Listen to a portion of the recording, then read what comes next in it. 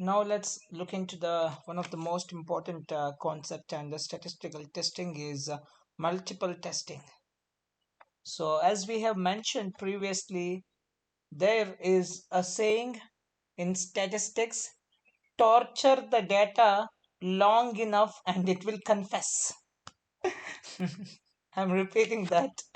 Torture the data long enough and it will confess. So this means that if you look at the data through enough different perspectives and ask enough questions, you almost invariably will find a statistical significant effect. So for example, if you have 20 predictor variables, how many? 20 predictor variables and one outcome variable. Okay, one outcome variable and 20 predictor variables, and all randomly generated, the odds are pretty good that at least one predictor will turn out to be statistically significant if you do a series of 20 significance tests at the alpha is equals to 0.05 level. As previously discussed, this is called a type 1 error if it is, or false positive. You can calculate this probability by first finding the probability that all will correctly test non-significant non-significant at the 0.05 level. So the probability that one will correctly test non-significant is 0.95. So the probability that all 20 will correctly test non-significant is 0.95 times 0.95 times 0.95 times, and so on, of all 20 predictor variables. So total it would come around 0.36. So the probability that at least one predictor will falsely test significant is the flip side of the probability, or 1 minus of probability that all will be non-significant. That is equals to 0.64. This is known as the alpha inflation. This is known as the alpha inflation. We will discuss that again, but I just want to give you a gist of it. That's the reason. Okay, so multiple testing refers to the practice of conducting multiple statistical tests simultaneously or sequentially, leading to an increased risk of or false positives or type 1 errors. So in other words, the more tests that are conducted, the greater the likelihood that at least one of them will produce a significant result due to chance alone, and that's what we don't want. But that we don't want.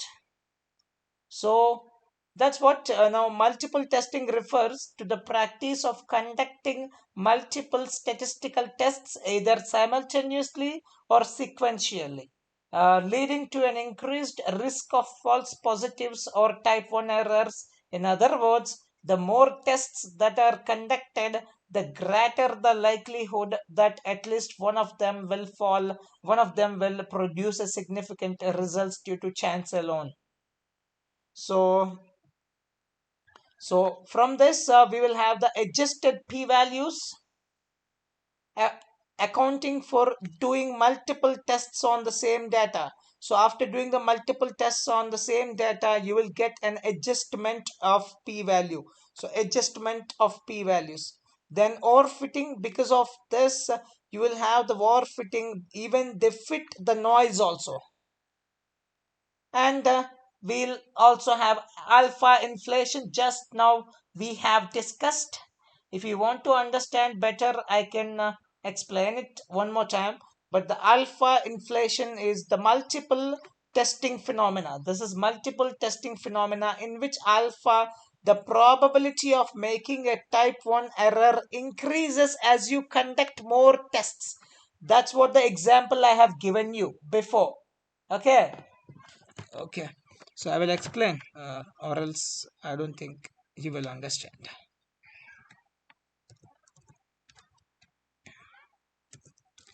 So multiple testing,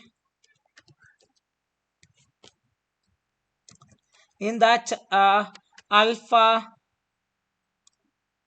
in that will alpha inflation. Okay, alpha inflation. So alpha inflation, let's take, we have 20 predictor variables. So predictor variables are 20 and the outcome variable is 1, is equals to 1. Done. All randomly generated, and the odds are pretty good that at least one predictor will falsely turn out to be statistically significant if you do a series of 20 significance tests at the alpha is equals to 0.05. So as we have 20 predictor variable, so we need to do significant significance test with the each variable correct or not. That's why we are calling it as a multiple testing, because you have to do testing with the each predictor variable. So here what we are saying is, when we do 20 series of 20 significance tests at the alpha is equals to 0.05 level, there are good amount of the odds are pretty good. The odds are pretty good that at least one predictor, at least one predictor, at least one predictor will turn out to be statistically will give a type 1 error, which is nothing but false positive. Okay, it will reject it, though it will reject the null hypothesis, but in real case null hypothesis is true. That's what, at least one variable. So now with we can calculate this probability by first finding the probability that all will correctly test non-significant at the 0.05 level. So the probability that one will correctly test non-significant is, so one that probability would be 0.95 times 95 times 95, simply power of 20. That's is equals to, we got 0.36. So now what we want is the probability that at least one predictor, the probability that at least one predictor will falsely test significant is the flip side of this probability. So that is equals to 1 minus of probability that all will be non-significant. So how much is that? Is equals to 1 minus 0.36. So that's is equals to 0.64. So that's what we got, and this value is known as alpha inflation. That's it. Okay, this value is known as alpha inflation. I hope you got my point, at least now. So, and These are the main important terminology of multiple testing, because if you have multiple features, obviously you have to check the significance of each feature with the outcome variable. That's how a data science project works. Yes or no? Tell na, yes. Okay, so that's how it works. So, and these are adjustment p values, we'll get it, and war fitting, and then alpha inflation. So this problem is particularly relevant. This problem is particularly relevant in the context of hypothesis testing, where the goal is to determine whether a particular relationship or effect exists between two or more variables. So multiple testing can lead to an increased risk of false positives, where significant result is found even though there is no true effect. So to address this issue, several methods have been developed to control the false positive rate in multiple testing. So that includes, the first one is Bonferroni correction. So Bonferroni correction. So this involves adjusting the significance level for each individual test by dividing it by the number of tests being conducted. For example, if you are conducting 10 tests and want to maintain the overall alpha of 0.05, you would use an alpha of 0.05 for each individual tests. Let's take this method. So multiple testing methods to control the false positive rate in the multiple testing. Of course, multiple testing is what we'll be doing in data science projects. So to control the false positive rate from the multiple testing, we are using a lot of methods. Out of that, one is Bonferroni correction. So here it's just adjust the significance level for each individual test,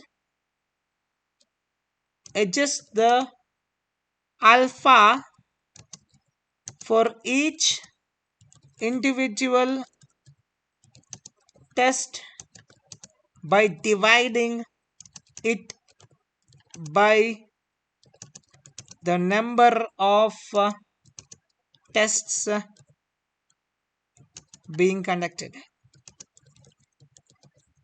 Okay, so this is what is Bonferroni method.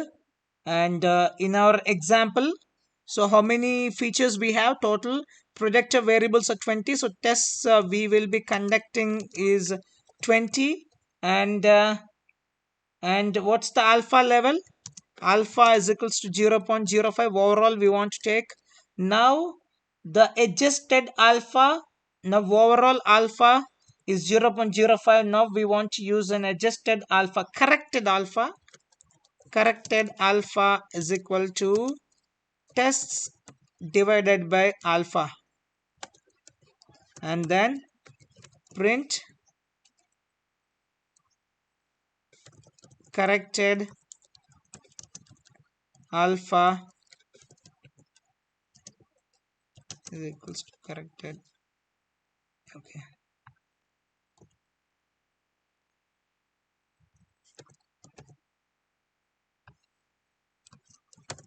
so this is what the sorry, my mistake. Alpha divided by tests, and this is what the alpha, corrected alpha, we are going to use. Now just to avoid alpha inflation, we can use Bonferroni correction method, and we'll get the correction alpha, and this correction alpha can be used in statistical significance test with each feature. Next, let's look into the second method. So the second method is false discovery rate control. false discovery rate control. So this involves controlling the proportion of false positives among all significant results. So this approach is less conservative than the Bonferroni correction and may be more appropriate in situations where there are a large number of tests being conducted. So here what happens is uh, this false discovery rate FDR control, false discovery rate control. This involves controlling the proportion of false positives among all significant results. So this approach is less conservative than the Bonferroni correction and may be more appropriate in situations when there are a large number of tests being conducted. And the third method that we have here is family wise error rate control. So family wise error rate control. So this involves controlling the probability of making at least one type 1 error across all tests being conducted. So this approach is more conservative than FDR control and may be appropriate in situations where the number of tests is relatively small. So overall, it's important to consider the issue of multiple testing when conducting statistical analysis and to use appropriate methods to control the false positive rate. So controlling the false positive rate is very important. By controlling the false positive rate, you can avoid alpha inflation. To avoid alpha inflation, you need to follow one of these methods: Bonferroni correction or false discovery rate or family wise error rate. Depends upon the sampling, depends upon the situation. If you have like huge amount of features, then you can go for the FDR, false discovery rate. If you have small, that's the family wise error rate control.